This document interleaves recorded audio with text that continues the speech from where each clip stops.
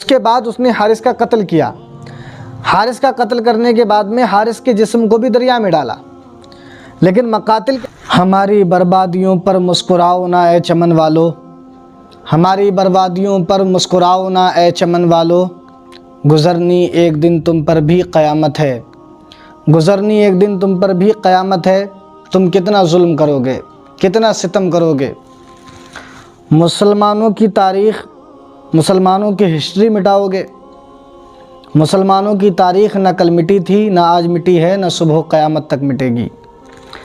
मैं आपसे ये नहीं कहूँगा कि आप मेरी वीडियो को आखिर तक देखना, बल्कि आज जो मैं बता रहा हूँ ये मुसलमानों की तारीख़ का वो अज़ीम पहलू है जिसे सुनने के बाद में आपका कलेजा फट जाएगा।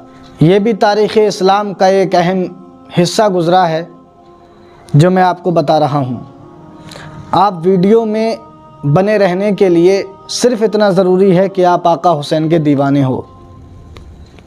बस मैं इतना ही कहूँगा, अगर आका हुसैन के दीवाने हो तो आज जो तारीख़ इस्लाम का वो अहम हिस्सा मैं तुम्हें बताने जा रहा हूँ।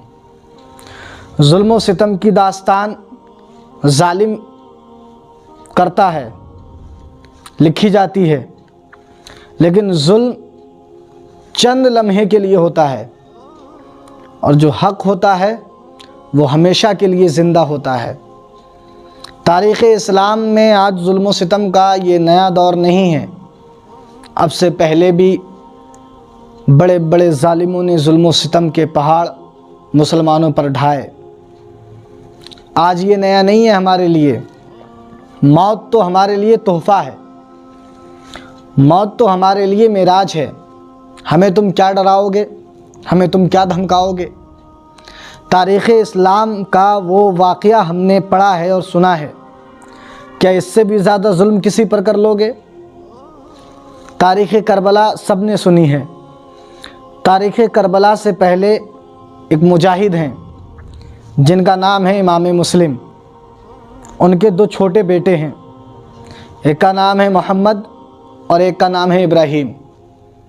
मैं बात कर रहा हूँ उस जुल्म व सितम की दास्तान की जो दुनिया ने न कभी देखी थी और न दुनिया ने कभी सुनी थी। जो भी सुनता उसका कलेजा फट जाता, जो भी देखता उसका सीना चूर चूर हो जाता, उसका ज़मीर उबाल मार करके कहता कितने ज़ालिम हैं, कितने बदबख्त हैं जिन्होंने कौम मुस्लिम के बच्चों पर इतना जुल्म व सितम किया। मैं कहता हूँ हम पर कितना जुल्म व सितम करोगे।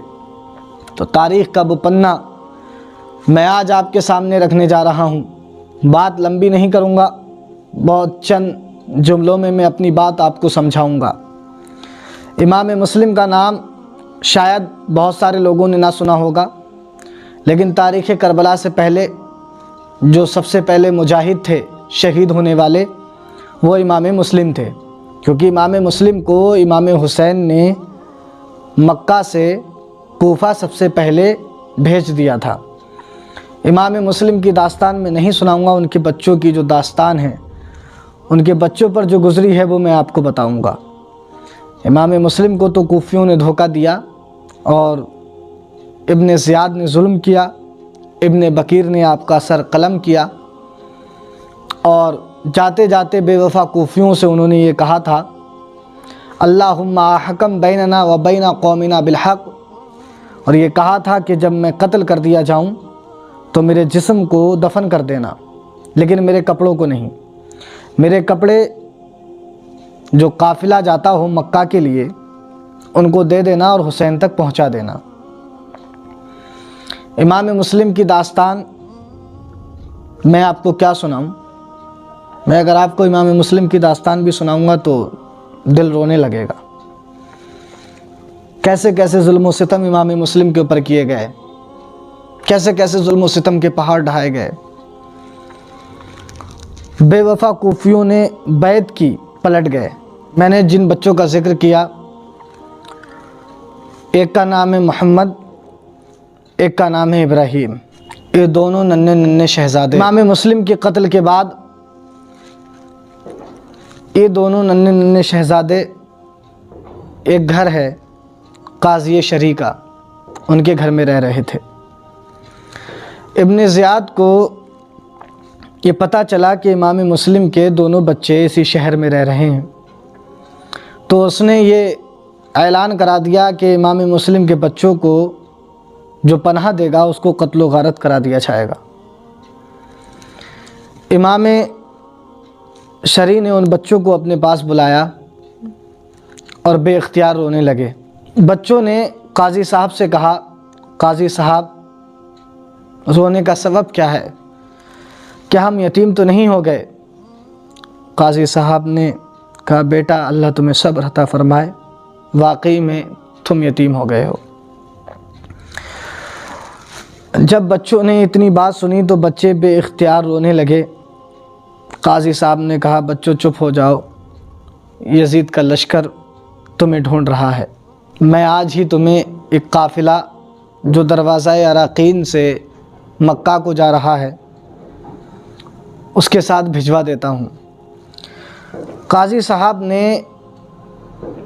अपने बेटे असद से कहा, बेटा दरवाज़ा अराकीन से एक काफ़िला जो मक्का को जाएगा, आज शाम को तुम इन दोनों बच्चों को उस काफ़िले के साथ किसी नेक आदमी के हवाले कर देना, ये बच्चे मक्का पहुंच जाएंगे।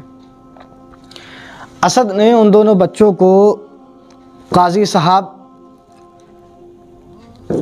के कहने से दरवाज़ा अराकीन पर लेकर के जब पहुंचा तो काफ़िला वहाँ से रवाना हो चुका था। गर्दे काफ़िला नज़र आ रही थी।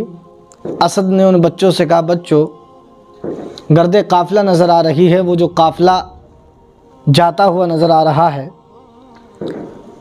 दौड़ करके उस काफ़िले में शामिल हो जाओ, तुम मक्का पहुंच जाओगे। असद बच्चों को छोड़ कर के चला आया। वो बच्चे दौड़ते दौड़ते काफ़िले के करीब जा रहे थे, लेकिन काफ़िला उन बच्चों की पहुंच से बहुत दूर जा चुका था। बच्चे रास्ता भटक गए, रात भर इधर उधर फिरते रहे।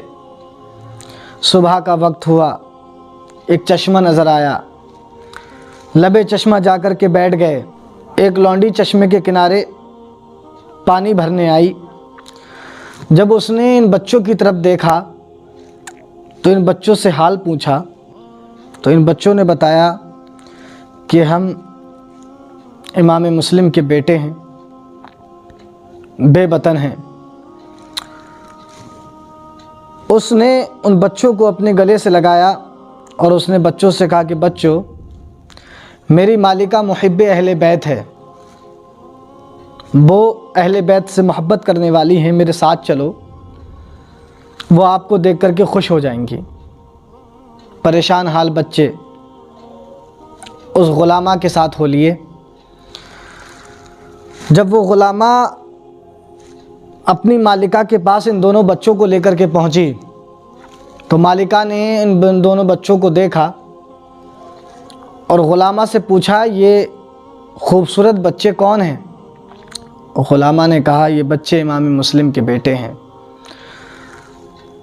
मालिका ने उन दोनों बच्चों को अपने गले से लगाया, खिलाया पिलाया और दोनों को सुला दिया। लेकिन इसका जो शौहर है, जो बहुत बड़ा बदबख्त गुज़रा है, बहुत बड़ा जालिम है, नाम है हारिस नामी, ये पूरे दिन उन दोनों बच्चों को कूफा की गलियों में ढूंढता रहा। इत्तेफाक देखो कि ये कूफा की गलियों में दोनों बच्चों को ढूंढ रहा है और वो दोनों बच्चे इसी के घर में हैं। जब रात का समय हुआ, ये थका हारा अपने घर वापस आया, बच्चे ना मिले, तो बीबी ने जल्द से जल्द खाना खिलाया और सुला दिया। किसको? हारिस को सुला दिया। बीवी भी सो गई, बच्चे भी सो गए। रात बीती, आधी रात पहुंची तो बड़े लड़के ने अपने छोटे भाई को जगाया और कहा, भाई मैंने एक ख्वाब देखा है, बहश्त के अंदर हमारे वालिद मोहतरम और नबी करीम सल्लल्लाहु ताला अलैहि वसल्लम टहल रहे हैं। मुस्तफ़ा जान रहमत सल्लल्लाहु ताला अलैहि वसल्लम वालिद माजिद से फरमा रहे हैं, ए मुस्लिम, तुम अकेले चले आए और बच्चों को जालिमों के बीच छोड़ आए। तो हमारे वालिद माजिद कहते हैं कि हुजूर वो भी मेरे पीछे आ रहे हैं और सुबह तक आ जाएंगे। जब छोटे भाई ने ये ख्वाब सुना तो बड़े भाई से कहा, भाई जो तुमने ख्वाब देखा है वो ख्वाब मैंने भी देखा है। दोनों रोने लगे, ज़ोर ज़ोर से रोने लगे। जब रोने की आवाज़ हारिस के कानों में पहुंची, हारिस की आंख खुल गई।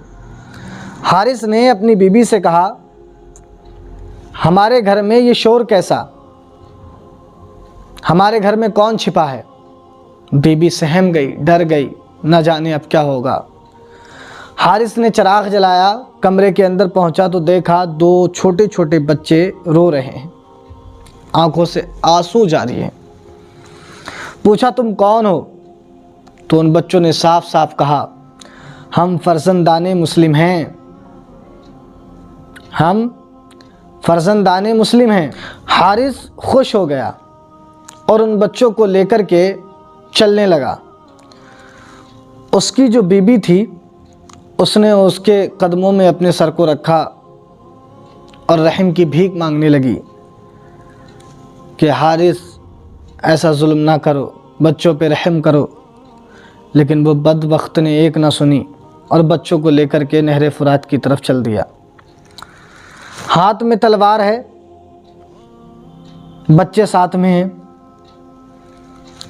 नहर फुरात के जब करीब पहुंचा, पहुंचने के बाद में जब बच्चों ने देखा कि यह हमें कत्ल कर देगा, तो बच्चों ने कहा, हम बेवतन हैं, हम पे जुल्म ना करो, हम पे रहम करो। लेकिन उस दुनिया के कुत्ते ने एक ना सुनी और इमाम मुस्लिम के बच्चों को कत्ल कर दिया। इन्ना लिल्लाहि व इन्ना इलैहि राजिऊन। जब बच्चों को कत्ल कर दिया और उनके जिस्म को नहर फुरात के अंदर फेंक दिया और कटे हुए सरों को लेकर के इब्ने ज़ियाद के पास में आया। इब्ने ज़ियाद ने देखा कि हारिस के हाथ में 2 सर हैं, बहुत नूरानी सर हैं, बहुत नूरानी चेहरे हैं। इब्ने ज़ियाद ने हारिस से पूछा, ये सर किसके हैं? हारिस ने कहा, ये इमाम मुस्लिम के बच्चों के हैं। इब्ने ज़ियाद ने बोला, तुमने इनको कत्ल क्यों कर दिया? हारिस ने कहा कि अगर मैं इनको ज़िंदा पकड़ के तेरे पास लाता तो लोग मुझसे छीन लेते। इब्ने ज़ियाद ने कहा, मैंने यजीद को ख़त लिख दिया है कि बच्चे मेरी कैद में हैं और तूने कत्ल कर दिया, मलऊन। अब बात यहाँ पर जो मैं करने जा रहा हूँ, बस इसको समझना और अपनी ज़िंदगी का मुआयना करना। इब्ने ज़ियाद ने हारिस से कहा कि तूने गलत किया। वहीं पर एक शख्स है जिसका नाम है मकातिल। मकातिल को इब्ने ज़ियाद ने हुक्म दिया कि इन दोनों बच्चों के सरों को ले जाओ, जहाँ पर इनके जिस्मों को रखा गया है वहाँ पर इनके सरों को रख दिया जाए, और हारिस को साथ ले जाओ और इसको भी कत्ल कर दो।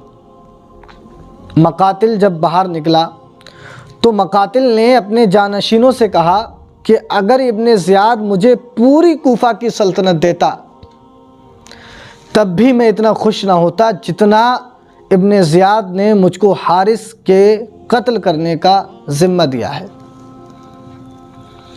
मकातिल वो कटे हुए बच्चों के सर, वो नूरानी चेहरे लेकर के कूफा की गलियों से चलने लगे।